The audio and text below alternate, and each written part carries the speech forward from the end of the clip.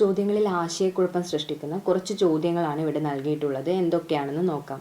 പത്രസ്വാതന്ത്ര്യ ദിനമായി ആചരിക്കുന്നത് മെയ് 3-നാണ്. എന്നാൽ ജനുവരി 29-നാണ് ഇന്ത്യൻ ന്യൂസ് പേപ്പർ ദിനമായി ആചരിക്കുന്നത്. എന്താ ഇവിടെ പറയുന്നത്? പത്രസ്വാതന്ത്ര്യ ദിനം എപ്പോഴാണെന്ന് ചോദിക്കുകയാണെങ്കിൽ അത് മെയ് 3-ആണ്.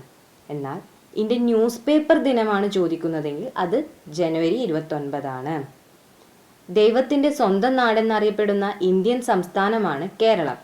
എന്നാൽ ദൈവത്തിൻ്റെ സ്വന്തം നാട് എന്നറിയപ്പെടുന്ന രാജ്യമാണ് ന്യൂസിലാൻഡ്. എന്താണ് ഇവിടെ പറയുന്നത്? ദൈവത്തിൻ്റെ സ്വന്തം നാടെന്നറിയപ്പെടുന്ന സംസ്ഥാനം, സംസ്ഥാനം ഏതാണെന്ന് ചോദിക്കുകയാണെങ്കിൽ അത് കേരളമാണ്. എന്നാൽ ദൈവത്തിൻ്റെ സ്വന്തം നാടെന്നറിയപ്പെടുന്ന രാജ്യമാണ്, അതായത് രാജ്യം ഏതാണെന്ന് ചോദിക്കുകയാണെങ്കിൽ അത് ന്യൂസിലാൻഡ് ആണ്. അടുക്കളയിൽ നിന്നും അരങ്ങത്തേക്ക് എന്ന കൃതി രചിച്ചത് VT ഭട്ടതിരിപ്പാടാണ്. എന്നാൽ അടുക്കളയിൽ നിന്നും പാർലമെന്റിലേക്ക് എന്ന കൃതി രചിച്ചത് ഭാരതി ഉദയഭാനുവാണ്. നമ്മളോട് അടുക്കളയിൽ നിന്നും അരങ്ങത്തേക്ക് എന്ന കൃതി രചിച്ചത് ആരാണെന്ന് ചോദിക്കുകയാണെങ്കിൽ അത് VT ഭട്ടതിരിപ്പാടാണ്. എന്നാൽ അടുക്കളയിൽ നിന്നും പാർലമെന്റിലേക്ക്, മറ്റേതെന്തായിരുന്നു? അടുക്കളയിൽ നിന്ന് അരങ്ങത്തേക്ക്. ഇത് അടുക്കളയിൽ നിന്ന് പാർലമെന്റിലേക്ക് എന്ന കൃതി രചിച്ചത് ആരാണെന്ന് ചോദിക്കുകയാണെങ്കിൽ അത് ഭാരതി ഉദയഭാനുവാണ്.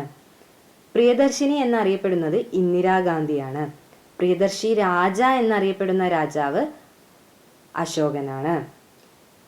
പ്രിയദർശിനി ആരാണെന്ന് ചോദിക്കുകയാണെങ്കിൽ അത് ഇന്ദിരാഗാന്ധിയാണ്. എന്നാൽ അവിടെ പ്രിയദർശിനി രാജ ആരാണെന്ന് ചോദിക്കുകയാണെങ്കിൽ രാജാവ് അശോകനാണത്.